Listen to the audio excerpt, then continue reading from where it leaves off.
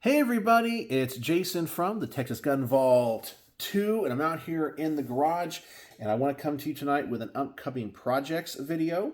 I was able to drop off 4 firearms that I have reviewed to my friend Jack, and pick up another one. He is just overloading me with firearms, and we kind of joked about it today, and I'm trying to go through these as fast as humanly possible. Yesterday, I made 2 videos on the Daniel Defense Daniel H9 in a comparison to the Hudson H9, both a range report and a field strip video, and that range report should be coming out tomorrow. I kind of rushed it. I let the Patreon see it as soon as I made it. Give them a day or two to watch it, and then it comes out tomorrow, because I kind of feel like the Daniel H9 is kind of a hot topic right now in the gun world. But I took a lot of time and care in that video. And then the field strip will come out like Friday. But I dropped all that off, and he had another very interesting firearm for me. One that he has not shot, and it looks really interesting. It's another Bullpup rifle. Now, in general, I'm not a big fan of Bullpup rifles, but I wanted to show it to you. But this one might change my mind. I gotta get this right, the K&M Arms M17S. Now, unlike all the other bullpups that I have reviewed, this one does not have a lot of polymer on it. In fact, the upper receiver, lower receiver is all aluminum. The only thing on this that's rubber or polymer, we have the butt pad. We got this little cheek protector, I guess. It's not really a cheek riser. And we have an A2 pistol grip from an AR-15, and we have an MFT folding vertical foregrip up here in the front. That's the only thing on this gun that is polymer. And holding it, it feels really good. It feels high quality. It doesn't feel like a toy. And Jack was mentioning to me that this has probably the nicest bullpup trigger you'll ever experience. And I have to tell you, I kind of agree with that. So it takes AR mags. In fact, if you notice, the receiver in the back kind of looks like an AR-15 in here. It uses an AR-15 fire control group. You can tell because it has the pins in the right place. And the trigger on this, and I think this is, yeah, it's on fire, because it has a cross bolt safety. That thing is really nice. I mean, really nice. It's better than some mil-spec AR-15 triggers. That thing is really nice. The only thing that's kind of weird about it is the magazine release button, because it's based off of an AR-15, is right here on the mag well, which I'm assuming the way that you would use this is you have to take your hand off the pistol grip, so your shooting hand comes off the gun, which is a little bit different than an AR-15, and you come back here, you push the button, drop the magazine like that. That's something that may take a little bit of getting used to. I do think there is one on this side as well, but I guess if I had it up here, I guess I could come up this way, move the gun over, and drop it that way as well. So it is ambi, but once again, either you're taking your shooting hand or your non-shooting hand and having to bring it back here to your armpit to drop the mag. I like the Tavor X95. There's a button up here. You push that, the magazine drops. You still have to come back here and like reload your armpit, but it's less arm motion. But besides that, this thing feels super high quality. It's a piston gun. Let me show you the other side as well. Obviously chambered in 556, and really interesting. The box is nothing really to show you. It's a big cardboard box. We do have the owner's manual and things in here. Once again, it's the M17S556 semi-automatic rifle by K&M Arms, and they're based in Arizona. So, kind of excited about this one. I really have never picked up a bullpup and gone, wow, that's really high quality. That's what this one feels like. I got to figure out an optic for it. Jack let me borrow a Hollow Sun, but it doesn't have a rail mounting option to this. So I got to figure something else out. So I'll probably take something like an EOTech or something off one of my other rifles and put up here. But yeah, this thing looks fantastic. I'm actually really excited about this. But I might not get around to this one for a couple weeks because I still got to do a review on the Silencer Co. Maxim 9, which is my next one. And then after that, I have another Mateba auto revolver, but it's a carbine. And then I got some SIG rifles. I think those are next on the block. And then I have, oh man, I got some Beretta pistols. I got so many guns. And then I got 2 guns to revisit that are D's that he's let me borrow again, because now we can have the pistol brace. I mean, I am just so backlogged. I have a 4-day weekend coming up, so hopefully I'll be able to get a lot of stuff done. And that's why on this channel I have not gotten around to the Texas Gun Vault poll question of the week. I really should call it the bi-weekly one, because I'm just so busy I can't do it every week anymore. But anyway, so this one is going in the queue as well, but probably back for a couple weeks because I just can't get to it. But do you guys know anything about this rifle? I have to do some research on it. I was told it's for a military contract. Once again, it's K&M Arms. So if you have any experiences with this, any knowledge about this rifle that I should know before I take it to the range, let me know in the comment section below. But it looks really nice. It's really nice quality. Some things of it are like an AR-15. Other things are not. It looks like we have some push pins in the back and in the front. So it kind of has an upper and lower receiver. So on this one, the serialized part is the lower, not the upper. So anyway, that's what we got going on here. And so that's what I wanted to show you, because that thing is so unique and interesting. So I want to talk about politics now, and I know some of you guys are not all into the politics stuff, and this political rant might not be 100% about guns. It's going to do a little bit about guns, but I want to give you guys fair warnings. I know not everybody's into that, so I kind of wanted to divide the video in half. First half, all upcoming projects, gun talk, and if you want to stick around for the politics stuff, you can, but if you want to leave now, I totally get it. So let me do the word of the day before I move on to the politics. The word of the day is going to be bullpup. Bullpup is the word of the day because this is a pretty cool bullpup rifle. All right, so if you want to leave me now, you can, and I'll see you in the next video. But if you want to stick around and listen to me rant about politics and our government wasting money, you can do that now. So I'll give you 2 seconds. All right, so I guess if you are hanging around, you want to hear me rant about politics. And the thing I want to talk about today is a statement that I've made in the past, saying that I do not plan on voting in the next election, and I'm not registered to vote. And some people get pissed at me about that. They're like, how can you be pro-Second Amendment, and you're all this, and you're not going to vote? And I know there's people on this channel that are trying to convince me to vote. Well, it's because I have reached the realization, and this is, I know this is kind of thrown around a lot, and it's almost like a bumper sticker slogan, that we don't have 2 parties, we have a uniparty. There's one, it's really one party rule in the United States. And it's not Democrats or Republicans, it's the combined parties together, because essentially the 2 parties are for the same thing, they just move at different speeds, okay? So I have been saying, and I've come to the realization that if I vote for any politician, I'm still voting my rights away. I'm still voting for my money to be wasted. It just might not be today. It might be 2 years from now, okay? And a good example is what happened in the U.S. Senate this morning before dawn. They passed an appropriations bill for foreign aid, which totaled $95 billion. And a vast majority of it, I believe over 70 or $75 billion, is going to Ukraine. A country that most Americans don't even know on a map where it is. They don't truly understand the politics of what's happening there. A country that even if, and this is regardless of what you think about Russia or Vladimir Putin or any of that, this country does not matter to us. Okay? It just does not matter to us. What is our national interest in this country? I mean, I know you can say some small things like, oh, the influence of Russia or this or that.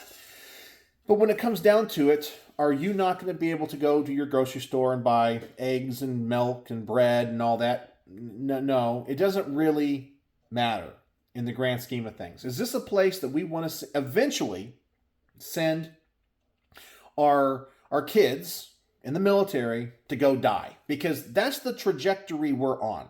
That's it. Do we want to be spending our hard-earned tax money on bombs that are going and blowing up kids around the world? Do we really want to be doing that? I personally don't. Okay? And it's not that I'm anti-war. I definitely think if there's a nation that's aggressing upon us, we must defend ourselves. I mean, it's why we have 11 aircraft carriers, right? And one single aircraft carrier has more firepower than many countries of the world, okay? I feel pretty secure in that, okay? And I'm glad we got that.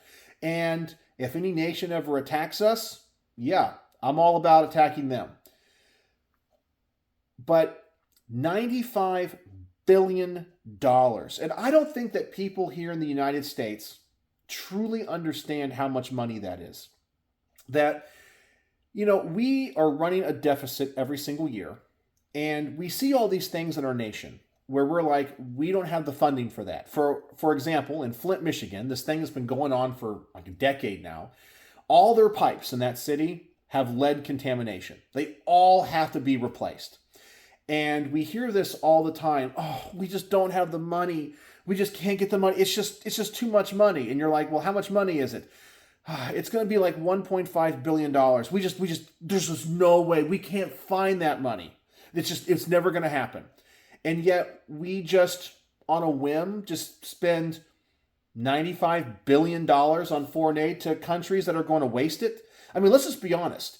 When we send this money to Ukraine, it's like that scene in The Dark Knight. It was The Dark Knight Rises. Anyway, it's from the Christopher Nolan Batman thing where, like, the Joker, played by Heath Ledger, he gets all the cash of all the underground syndicates of Gotham City. And it's this big pile of money. I'm sure you guys have seen the scene. And he just lights it on fire. Yeah, that's what we're doing. And then, in just a couple of months, it's tax day. And as we're spending our hard-earned money, our treasure, the labor of your life, the government's going to come to you at essentially the point of a gun and collect that money from you. And is it going to go back into your communities? No. Is it going to go help Americans on projects, even if you disagree with those projects? Is it going to be spent on American companies or American projects or American citizens? No. It's going to go around the world. We have this problem right now on our southern border. It's wide open.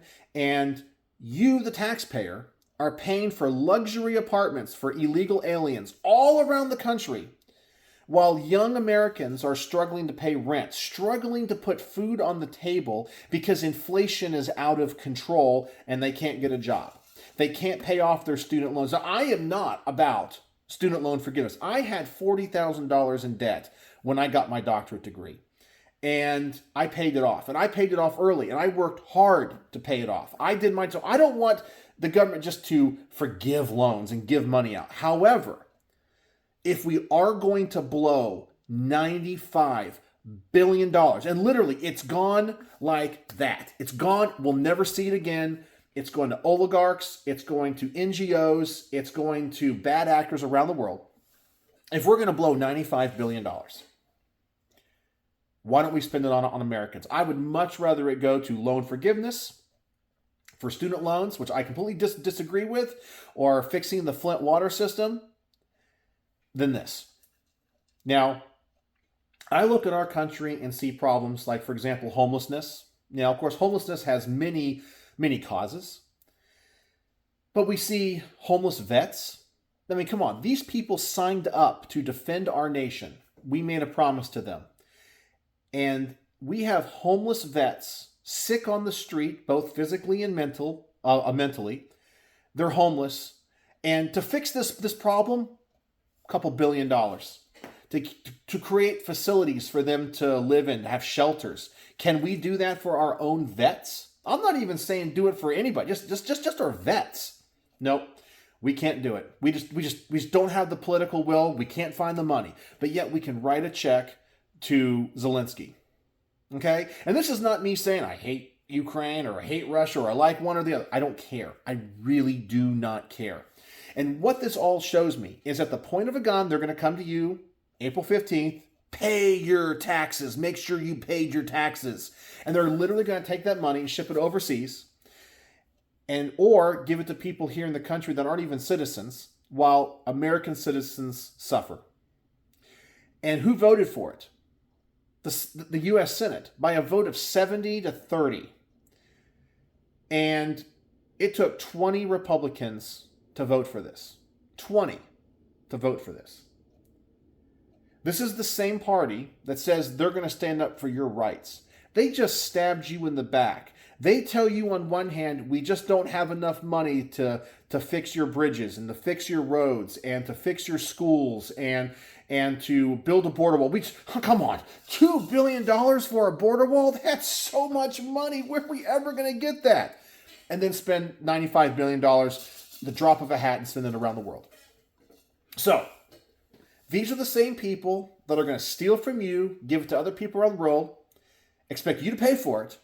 So what do you think is really going to happen when it's time to have votes on your rights, like the Second Amendment or the First Amendment or the Fifth Amendment? What are they going to do? Do you think they're going to care about you? Hell no. They're all the same party. So what is the point in me voting? And I told you guys, first off, I have to work. So me going and voting for a third party candidate, because some people are saying, go vote third party, vote libertarian. What's that going to do?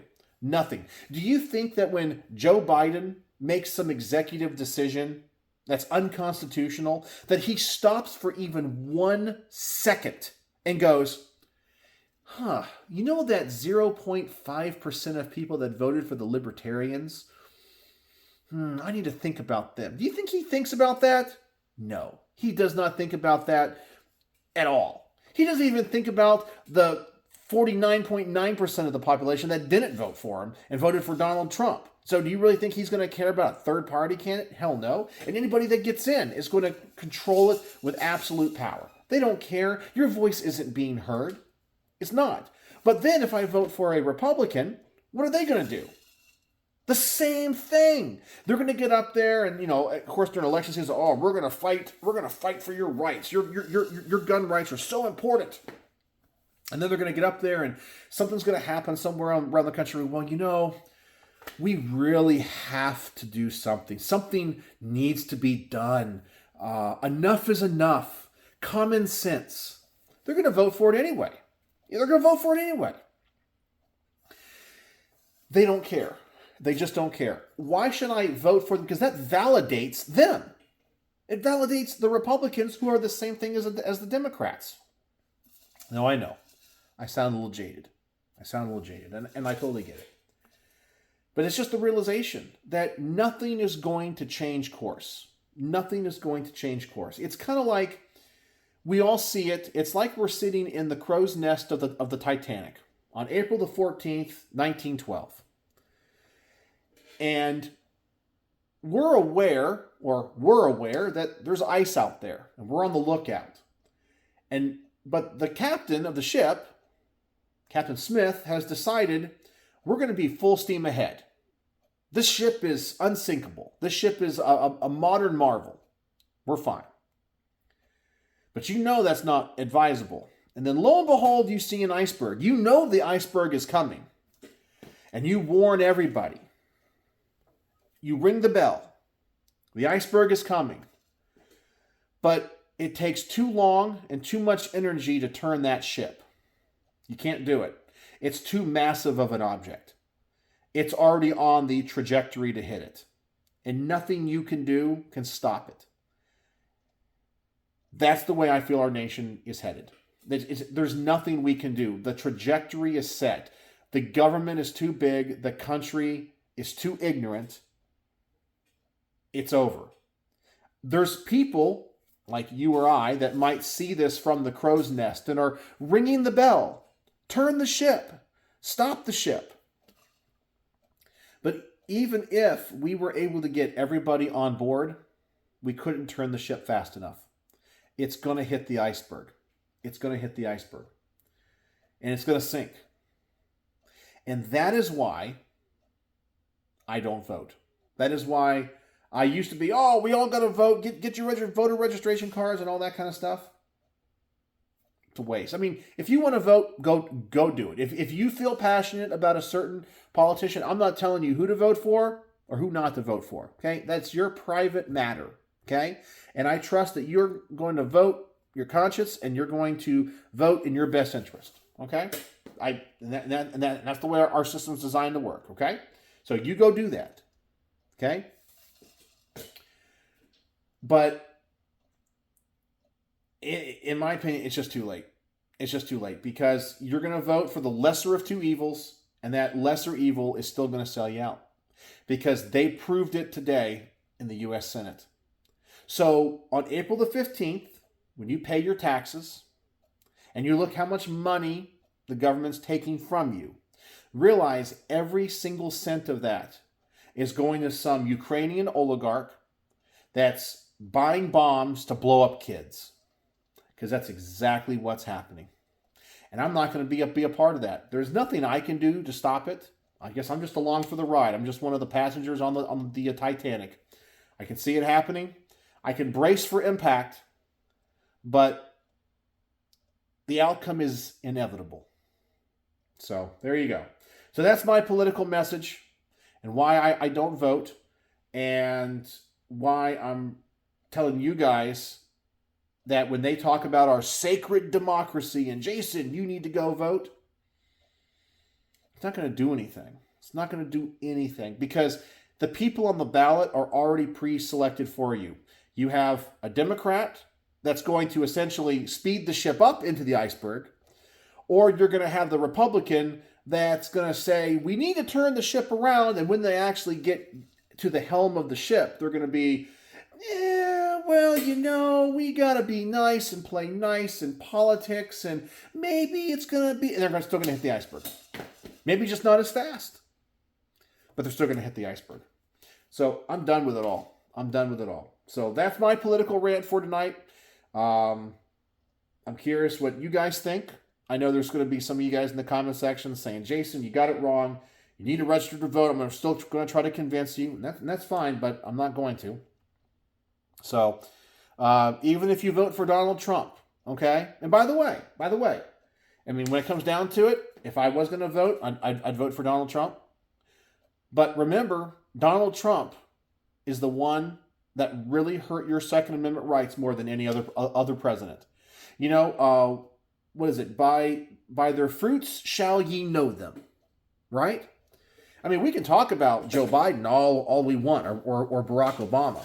But when it comes down to it, who gave the ATF the power to start regulating items through executive order or just changing the rules? Donald Trump. He hurt your Second Amendment rights more than anybody else. And I know what he says. I totally get it. Oh, your Second Amendment rights are safe. I totally get it. But when it comes down to it and there's another mass tragedy event, I don't trust him. Because he's already proven he can't be trusted. So, that's my thoughts on it all. So, I'm interested to see what you guys are going to say in the comment section below. So, I look forward to seeing if you guys remember the word of the day in the comments. So, talk about this really interesting gun and my thoughts on voting, why I'm not going to vote, and why both parties are selling us out. So, as always, thanks for watching.